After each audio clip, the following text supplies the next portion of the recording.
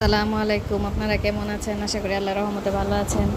তো আজকে আর একটা নতুন নতুন ভিডিও নিয়ে আসলাম। তো ভিডিওর শুরুতে দেখতে পাচ্ছেন যে কালারিং হচ্ছে। তো এটা তো একটা পিঠা তৈরি করব। এই পিঠাটা মূলত আমরা রমজানের মধ্যে বেশি তৈরি করে থাকি। আর এই পিঠাটা খেতে এত স্বাদ হয়।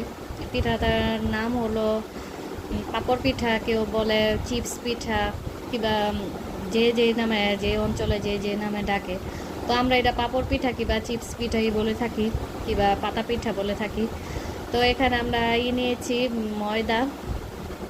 অনেকে চালের গুঁড়ো দিয়ে করে, তারপরে আমি ময়দা দিয়ে এটা খাইতে বেশি স্বাদ, তাই আমি ময়দা দিয়ে নিছি। তো এখানে 1 কেজি ময়দা নিছি। নেওয়ার পরে তো তিন রকমের কালার বানাবো। এটা একটা সাদা রাখবো, একটা সবুজ, আর একটা লাল।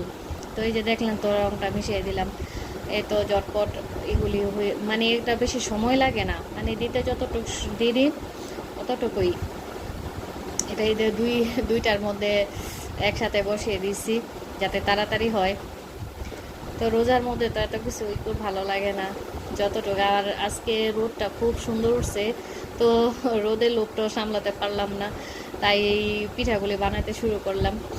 তো আপনারাও বাসায় এটা সিম্পল দেখলে হলে কি হবো, মানে খাইতে অনেক খুব স্বাদ। এটা পাঁপড় পিঠা অনেক ভালো লাগে। আমরা সেমাই কিংবা চা দিয়ে এই পিঠাটা আমরা অনেক পছন্দ করি খাওয়া।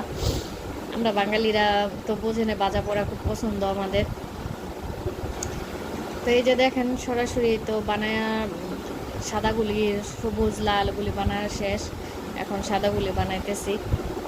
তো এখানে কালারটা কত সুন্দর লাগতেছে, খুবই সুন্দর হয়েছে পিঠা। আর পিঠাগুলি দেখতে যেমন সুন্দর হয়েছে, খেতে আমার চেয়ে বেশি স্বাদ হয়। খুব ক্রিস্পি হয় পিঠাগুলি। তো এই যে ছাদে আসলাম রোদের মধ্যে শুকা দিতে। তো এই যে রোদে শুকা দিতেছি সবগুলো ইয়ের মধ্যে, যাতে রোদে দেখে দেখে শুকা দিলাম।